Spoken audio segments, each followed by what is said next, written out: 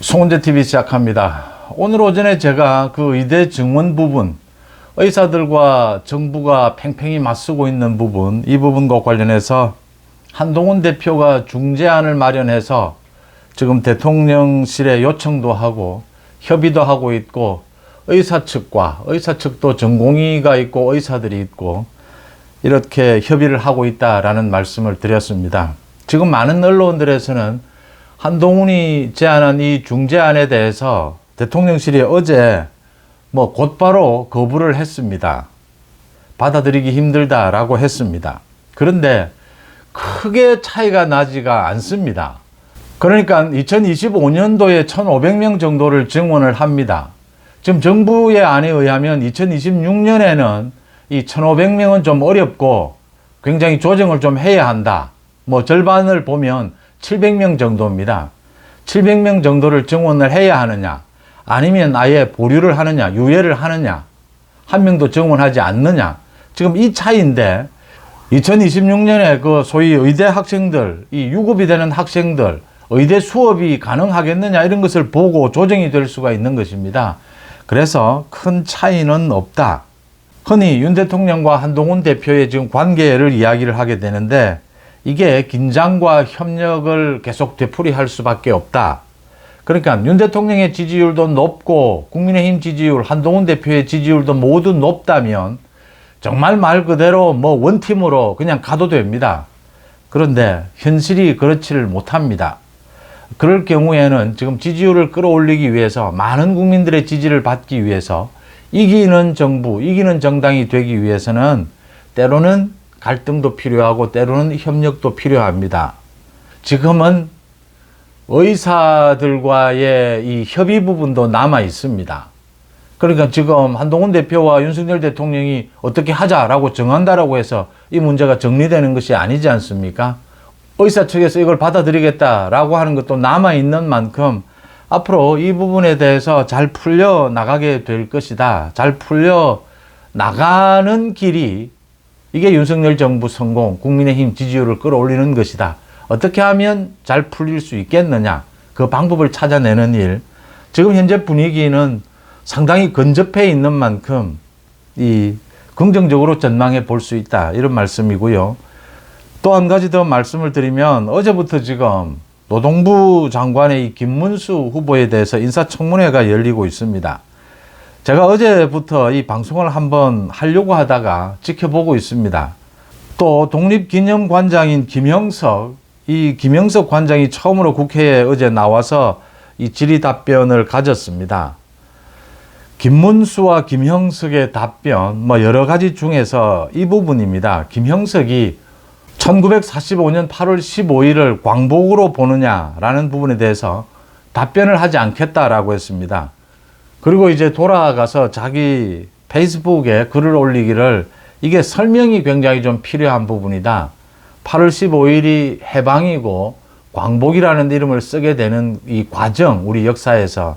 그 다음 1945년의 8월 15일과 1948년 8월 15일 정부를 수립하고 난 이후에 이 8월 15일과의 이 의미의 차이를 이야기를 하면서 자기가 답변을 하지를 않았다, 이런 이런 설명을 이 민주당 쪽에서 못하게 하기 때문에 그런 설명을 하지 않았다라고 하는데, 해방이든 광복이든 1945년 8월 15일을 해방이든 광복이든 답변을 하는 것이 옳았다라고 하는 것이고요. 그 다음 김문수 후보에 대해서는 어제 이제 민주당이 이 청문회장을 박차고 나가는 일까지 벌어진 것이, 그러니까 일제시대에 우리나라 국민들의 국적이 어디였느냐, 여기에 대해서 김문수가 당연히 일본이었다, 나라를 빼앗겼으니까 일본 아니냐, 그게 상식적인 것 아니냐라고 해서 민주당에서 들고 일어나고 이런 일들이 벌어졌습니다. 이 부분은 잘못된 것입니다. 그러니까 지금 민주당이 국회에서 하는 행태를 보면 어떤 일이 있어도 민주당을 비판하고 싶은데, 또 김문수의 소신, 김형석의 소신도 인정을 합니다. 그런데 다른 건 몰라도 이 두 가지 답변 부분은 좀 문제가 있었다라고 보는 것은 두 가지 이유 때문입니다. 하나는 지금 국회에서 김문수와 김형석이 이렇게 답변하는 건 민주당이 물론 이렇게 유도를 하는 겁니다. 민주당이 유도를 한다라고 해서 이런 자신들의 소신을 답변하는 것, 그래서 논란이 있는 것이 윤석열 정부에 무슨 도움이 됩니까? 윤석열 정부 성공에 이게 무슨 도움이 될까요? 이게 지지율에는 도움이 되겠습니까? 그 다음 두 번째, 내용에서도 맞지를 않습니다. 그러니까 이게 우파냐 좌파냐 뭐 보수냐 진보냐 이래서 조금씩 차이가 있는 것들입니다. 이 독립운동을 어떻게 볼 것이냐, 1945년 해방, 광복을 정확하게 어디를 볼 것이냐, 1948년에 정부 수립, 이 의미가 더 크냐 중요하냐, 아니면 45년이 더 중요하냐, 아니면 독립운동에 대해서 얼마만큼 가치를 둘 것이냐, 또 독립운동 중에서도 이게 좌파 우파가 나뉘게 됩니다. 이 부분에 대해서 어떻게 바라볼 것이냐, 다 다를 수 있습니다. 그런데 명백한 것은 모든 국민들이 생각하는 상식에 입각을 해서 이 지금 공직자는 답변을 해야 합니다. 지금 이런 논란을 일으킬 필요가 없다라고 하는 것이고요. 또 하나는 김영석이 1945년 8월 15일 그게 해방, 광복, 뭐 어떤 말을 써도 이렇게 이 말 저 말 다 써왔습니다. 어떤 말을 써도 크게 문제될 것은 없습니다. 자기 소신에 의해서는 지금 이걸 해방이라고 봐야 된다. 광복은 1948년이다. 이게 김영석의 소신인데 공직자가 된 것 아닙니까? 그러면 이 논란이 불필요하다고 생각하면 국민들의 일반적인 상식에 맞춰서 답변을 하고 넘어가도 그게 좀 지혜로운 부분입니다. 김문수 마찬가지지 않습니까?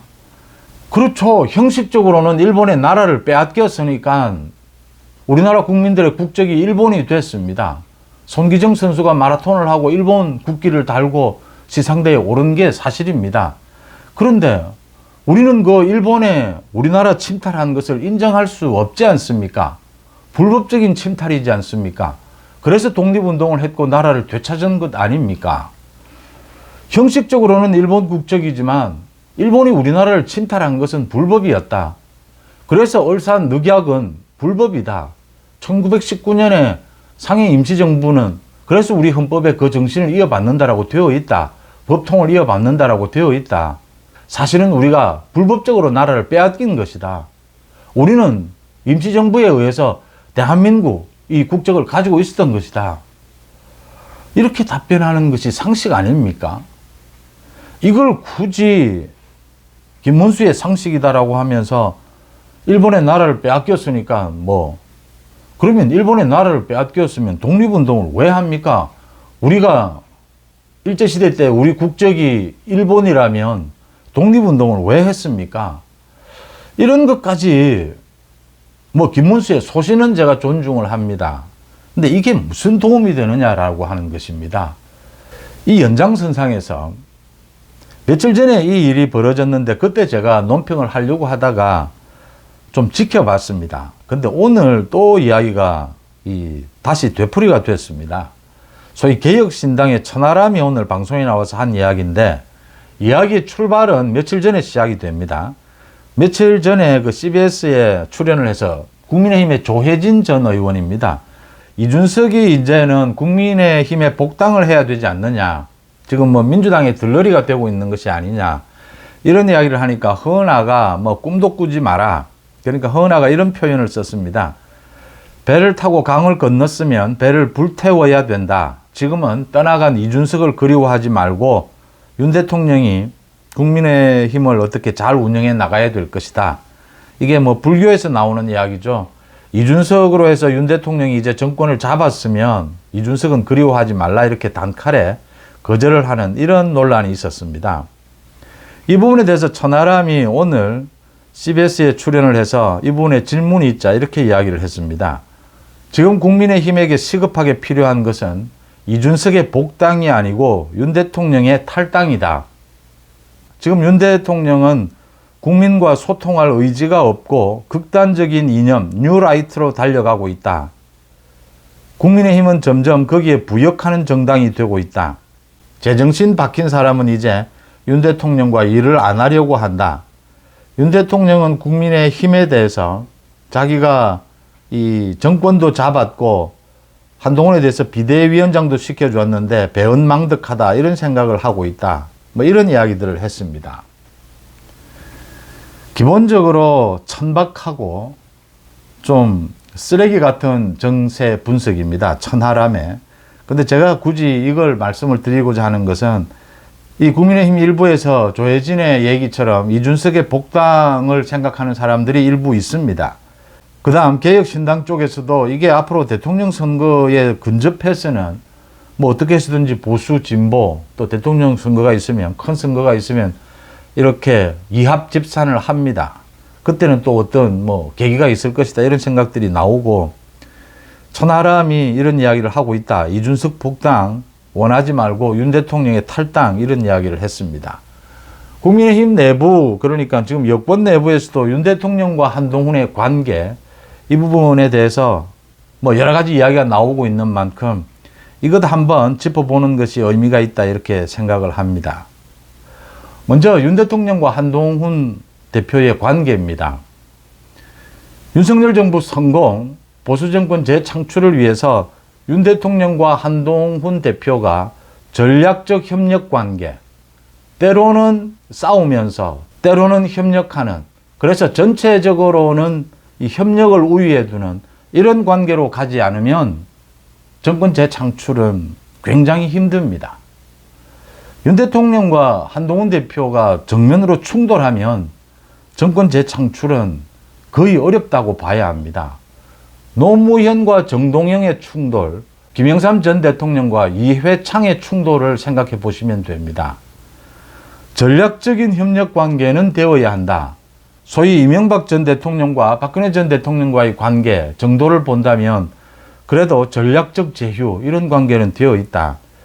대통령의 흔히들 이야기를 합니다. 이 대통령의 힘으로 차기 대통령을 만들어낼 수는 없지만 막을 수는 있다 라는 이야기를 합니다. 지금 이런 것들을 고려를 하면 윤 대통령과 한동훈 대표 이 관계를 이간질시키는 것도 정말 조심해야 하고 또 일방적으로 원팀이 되는 것도 도움이 되지를 않습니다. 전체적으로는 협력이지만 부분 긴장관계도 계속 형성이 될 수밖에 없습니다. 또 되어야 합니다. 이제 이래서 이게 복잡해지는 것입니다. 이런 관점에서 이 천하람이 이야기한 이 부분을 한번 짚어보면 이준석은 정치적으로 두 가지의 문제가 있습니다. 하나는 윤 대통령에 대해서 근거 없이 윤 대통령을 반대하고 비난하고 내부 총질을 했습니다. 두 번째, 정치적인 자질이 쓰레기 수준입니다. 정치를 무슨 게임하듯이 정치에 있어서 명분이 없습니다. 어떤 정치를 해서 국민들에게 어떤 이익을 주겠다라고 하는 이 명분이 뚜렷하지 않습니다. 윤 대통령과의 완전한 차이를 보이는 부분이죠. 그래서 이준석이 뭐 복당 이야기를 국민의힘 일부에서 나올 수 있습니다.